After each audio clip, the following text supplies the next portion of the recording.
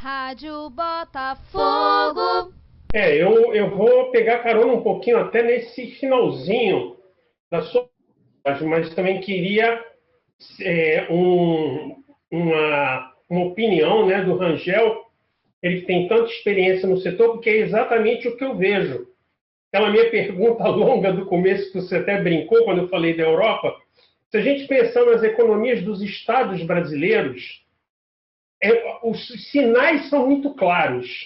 Quando ele pegou aí o exemplo de São Paulo, quais foram os últimos 4 campeões dos campeonatos brasileiros? 2 vezes Palmeiras, 2 vezes Corinthians. Orçamentos grandes, num estado com um PIB enorme, com economia dinâmica. E o Rio de Janeiro, infelizmente, eu falo isso como carioca, a economia está longe de ser dinâmica. Ela ainda é o segundo PIB do país. Mas se você pensar em ambiente de negócio, o estado do Rio está muito abaixo de outros estados. E aí, para mim, se a gente tiver uma transferência, uma aderência do que é a economia, do que é o futebol como negócio, a impressão que me dá, a minha análise, é que com o status da economia do Rio de Janeiro hoje, essa economia sustenta, no máximo, 2 clubes candidatos a protagonistas, tal e qual, por exemplo, Minas e Rio Grande do Sul, que têm economias menores, porém mais dinâmicas. Uma vaga, a gente já sabe qual é, de quem é, pela torcida e até porque, pelo que já andou em termos de gestão, no caminho do compliance, da transparência e até da grande amortização de dívida que ele já gerou por conta da capacidade de gerar caixa. Na minha opinião, se não mudar radicalmente a economia do Rio, existe só mais uma vaga. E existem 3 clubes disputando essa vaga para usar um termo educado, para ver quem é mais competente para agarrar essa vaga. Essa, pelo menos, é a minha visão. Angel, você acha que isso está perto de um julgamento do que você acha? Ou a gente pode ter uma situação diferente do estado do Rio de Janeiro em relação ao resto do Brasil? Claro, é bom pensar em termos de competitividade nos principais torneios. Essa é a visão que a gente tem. Veja bem, não vamos até abstrair do Rio de Janeiro, até abstrair do Brasil, para a gente não parecer que a gente está fazendo uma análise local. Se a gente olhar, seja nas grandes ligas americanas de esportes, seja na Europa, existem poucas cidades no mundo que sustentam 2 clubes, 2 estádios esportivos do mesmo esporte de igual relevância. Se a gente pensar, por exemplo, pega até nos Estados Unidos, o que seria o futebol para nós é o futebol americano para eles. Não é nem o beisebol, nem o basquete, nem o hóquei, é o futebol americano. Quais são as cidades americanas que hoje têm 2 times de ponta na NFL? Só tem 2. Nova York e Los Angeles. Los Angeles agora, inclusive, com a mudança lá do San Diego Chargers para Los Angeles também. Nova York, você tem lá o Giants e tem o Jets, que é praticamente do lado, que é New Jersey, né? Na Europa, vamos pegar Londres, por exemplo, que é na Inglaterra, que é o mercado maior de futebol no mundo. Londres, em termos de PIB, provavelmente é mais de 60% do PIB inglês. Talvez até mais, a Grande Londres. A Grande Londres tem vários clubes importantes. West Ham, Tottenham, Arsenal, Chelsea. Vamos voltar à questão dos grandes clubes ingleses. Quantos desses clubes aí hoje em Londres, talvez sejam disparado talvez a cidade mais proporção em termos de PIB, relação PIB para a cidade, né? Quantos a gente tem de grandes mesmo? A gente tem o Chelsea, tem o Arsenal, um pouco abaixo, o Tottenham ali se agarrando ali na última vaga dos 6, e acabou. Onde é que está o West Ham? Onde estão os outros? Né? Não estão mais, né? Por quê? De novo, é o processo de concentração econômica. Você vão ficando mais ricos vão atraindo mais dinheiro, vão tendo mais resultados, que atrai mais torcedores, que atrai mais mídia. Se a gestão é boa, você começa a gerar, que na economia a gente chama de círculo virtuoso, né? Isso tudo vai levando à concentração econômica. Do outro lado, quem fica para trás vai entrando no ciclo vicioso, né? Isso é uma teoria econômica lá do tempo do Adam Smith, lá, que até hoje não foi desmentida. Né? Então, se a gente pensar no Brasil, quer dizer, existe essa tendência realmente. E isso aconteceu, se a gente pegar o histórico do futebol nos outros estados de poder aquisitivo menor, é que a gente não percebe que a gente está olhando agora só no curto prazo, mas ao longo do tempo, certamente em Minas, Rio Grande do Sul, na Bahia, existiram outros clubes, não era só o Bahia, não era só o Inter e o Grêmio. Vou pegar até um exemplo que é mais próximo para a gente entender. Vamos falar do Atlético Paranaense. A gente se lembra. O que era o Atlético Paranaense quando a gente era moleque? Não era nada. O Atlético Paranaense não era nem o terceiro clube do Paraná. Estamos falando do Paraná, que é um estado que a maioria do estado não torce para times do Paraná. O sul do Paraná torce para os times do Rio Grande do Sul e o norte do Paraná torce para os times de São Paulo. O Atlético Paranaense não era nada. Ele era abaixo do Curitiba e era abaixo da fusão lá do Pinheiros e do Colorado, que deram origem ao Paraná Clube hoje. Ele era talvez a quarta força do Paraná. Conversando com o pessoal do clube, estavam passando há 20 anos atrás, o faturamento do Atlético Paranaense era de 2 milhões de reais, a valores de hoje, corrija isso. Hoje é de mais de 200, 100 vezes em 20 anos. Um estádio, não sei, quem já foi no estádio do Atlético Paranaense é uma coisa absurda. Quem já foi no CT, que é mais difícil ainda de ir do que no estádio, o CT é algo impressionante. É um negócio padrão europeu. Os caras não têm tudo, não só de estrutura de tecnologia.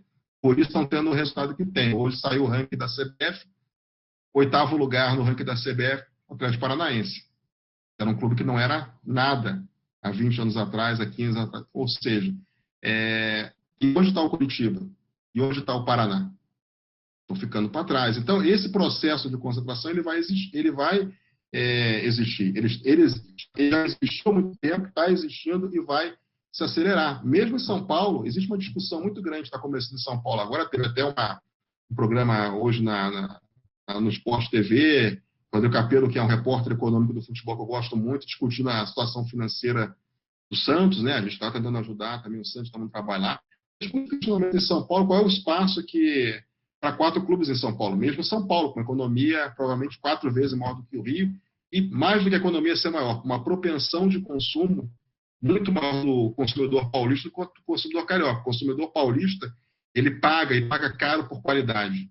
Se você botar um estádio de alta qualidade, ele vai pagar caro para ir naquele jogo. O consumidor carioca não paga por qualidade. Ele quer o menor preço possível, mesmo que o serviço não seja o melhor possível.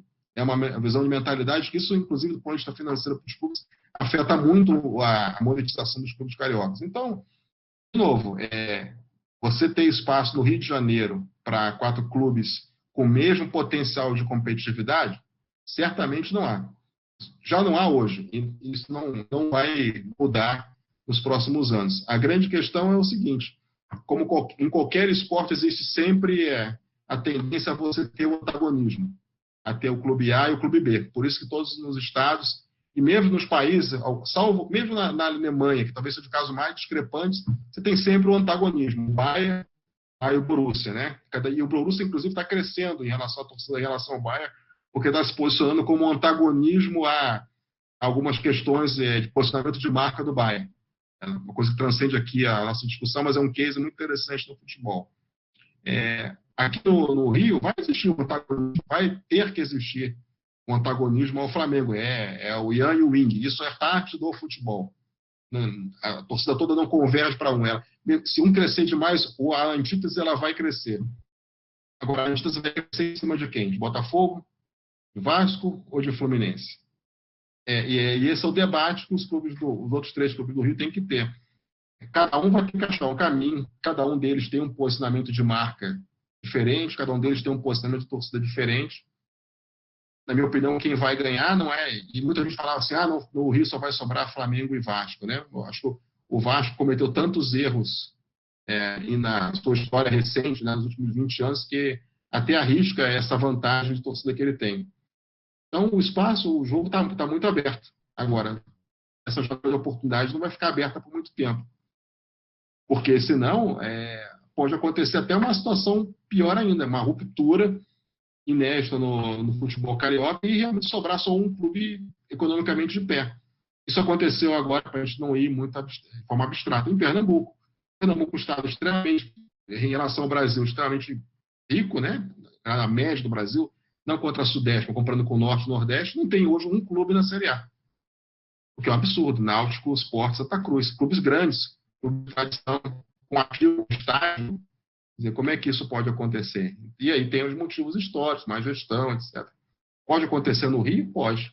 E, de novo, esse modelo, uma coisa importante que está acontecendo na mudança do modelo de negócio do futebol, que eu no início, da mudança para entretenimento, e agora para uma empresa de conteúdo, é que cada vez mais a monetização dos clubes ela vem da torcida, ela vem do on-demand.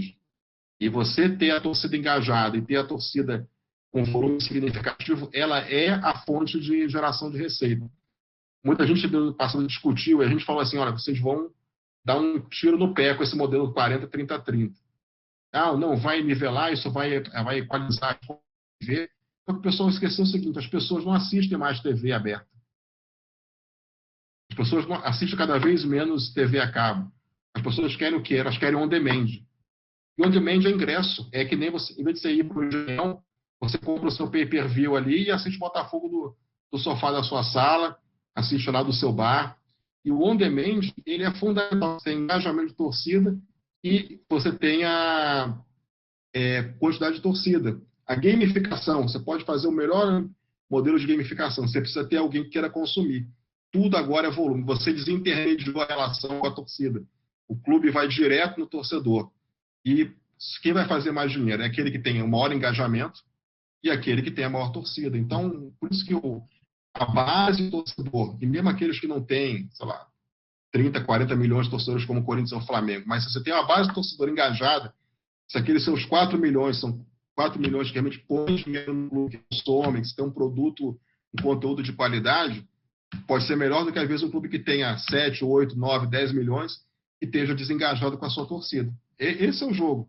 O jogo a gente pode ficar aqui falando e elucubrando sobre futebol, mas sem a gestão você não vai ter os meios para você poder ter as condições técnicas, humanas e capital intelectual para aproveitar essa nova mudança, essa mudança radical do que é o consumo do esporte no mundo, que é um consumo que está saindo do jogo, da competição desportiva para ser um evento de entretenimento. Vou pegar aqui um exemplo, por exemplo, assim, só para a gente poder... Hoje, nos Estados Unidos, em pegar as novas gerações, elas não têm a paciência que a gente tem para ficar 2 horas e meia vendo futebol e vendo futebol. Então, o que se vende hoje, por exemplo, em alguns streams da NBA? Se vende o quarto-quarto. O cara quer ver o final do jogo, ele não está afim de ficar vendo, ainda mais no basquete, 3 tempos da NBA de 12 minutos, 3 do jogo, para no final o jogo decidir 2 minutos ali, não, que é como a coisa normalmente acontece, né? Você tem que vende melhores momentos. A forma de você consumir mudou totalmente. Os clubes têm que estar preparados para esse novo modelo. Hoje não adianta mais você fazer estádio para 100, 200. As pessoas não querem ir para estádio. As pessoas querem outra coisa. Muita gente falava, futebol raiz, torcedor, vai no estádio para poder tirar selfie. É óbvio. E você tem que ir no estádio, você tem que dar as condições para o cara tirar selfie. O cara lá pegar o aplicativo, customizar selfie, fazer um live, porque ele quer ir para mostrar para os seus amigos que ele está lá. Ele não está lá para ver o jogo. Ele está lá no ambiente social. Ele está ali, como lá nos Estados Unidos, ele está ali para comer bem, para beber bem, para conversar com os amigos, e de repente ele vai dar uma olhada no jogo e se bobear torcendo ali e está gritando. Todo mundo é assim? Claro que não é, mas assim, uma parcela hoje grande dessa juventude que está vindo agora tem uma visão de consumo de esporte que não é a nossa. Claro, tem nossos filhos que são mais engajados porque nós somos engajados, mas nós não representamos a média da população brasileira e mundial no que tange como a gente gosta de consumir o esporte. A visão da média da população mundial jovem ela é completamente diferente da nossa, e a gente tenta aplicar modelos velhos, modelos que a gente cresceu na década de 70, 80, para como deve ser a gestão dos clubes no século XXI. E é aí que as pessoas falham. Então, eu acho que não é sacanagem, não é má vontade, é que às vezes falta as pessoas elas entenderem que o mundo mudou mais rápido do que até a gente consegue perceber. Muitas vezes eu sou pego pelo pessoal que trabalha comigo, que é muito mais novo que o Rangel. A sua ideia era legal, mas era legal há 2 anos atrás, isso acabou. Isso aí não tem mais nada a ver. E realmente, eu estou num trabalho que eu tenho que o tempo todo estar me reciclando. Mas isso não é fácil para as pessoas. Todo mundo ali tem a sua visão de Maracanã, de como é que os clubes eram, da história dos clubes, da tradição. Para você mudar Vou pegar um exemplo. A resistência que a Juventus tem para mudar. E as pessoas acham absurdo a Juventus ter mudado o logo. Por que ela mudou o logo? Porque ela precisava de um logo muito mais ligado com as novas gerações, a coisa para poder usar online, para poder usar em digital. E a gente fica preso a marcas, a símbolos históricos, coisas que são muito legais para a gente, mas não tem nenhum apelo para a maioria da população que é jovem aqui no Brasil. Então, esse processo ele vai acontecer. Para alguns vai acontecer por conscientização, para outros vai acontecer na base da pancada, mas vai acontecer. O que não pode acontecer é nem a pancada resolver e aí acontecer na base do rebaixamento, na base da falência desportiva. E é isso que a gente já pregou. Que a maioria está ouvindo, a maioria está começando a ouvir. Uns a gente sabe que não vão ouvir, vão ficar para trás. Botafogo, eu entendo que tem muita gente boa no Botafogo hoje, já com essa visão. Tá? E é um processo de conscientização. A gente não pode, de novo, a gente não pode demonizar as pessoas que trouxeram os clubes até onde eles estão hoje. Os clubes existem porque as pessoas ali, ao longo de décadas, se deram aos clubes. A gente tem que reconhecer, mas a gente tem que ajudar elas a entender que o mundo mudou em várias dimensões, inclusive no futebol, e que elas têm que ser parte desse processo de transição. Elas têm que carregar aquele conhecimento e aquela história do clube que é importante, porque qualquer empresa, qualquer organização, ela tem os seus valores, a sua cultura. O Botafogo ele é único, ele é diferente do Botafogo, é diferente do Fluminense, diferente do Vasco, que tem valores próprios, tem uma cultura própria que tem que ser valorizada. Mas agora isso tem que ser incorporado com uma visão empresarial nova. Eu acho que isso dá para conversar, isso sem a gente tratar como bem ou mal, a gente consegue, aos pouquinhos, trabalhar isso. Eu tenho bastante convicção, pelo que eu vejo, que o ambiente, em geral, do Botafogo é bastante receptivo para isso. Tem muita coisa para fazer. Acho que o Botafogo não está na vanguarda desse processo, como a gente falou, e outros clubes estão mais à frente. Mas, de novo, nada que não possa, assim, com determinação, com foco, e aproveitando as lições aprendidas de outros, queimar também etapas e alcançar. Eu acho que é totalmente possível, mas depende só dos botafoguenses. Pois é, cara. Gajo, licença, só 10 segundinhos, só para complementar. Interessante essa fala do Rangel, quando ele fala a questão do tamanho da torcida, ela é importante, e o que eu espero é que os dirigentes brasileiros, e principalmente os alvinegros, óbvio, entendam que a gente tem uma base grande o suficiente para monetizar o clube e torná-lo gigante. Por que eu estou falando isso? Basta ver uma questão. Nós todos sabemos quantos torcedores o Flamengo e o Corinthians têm.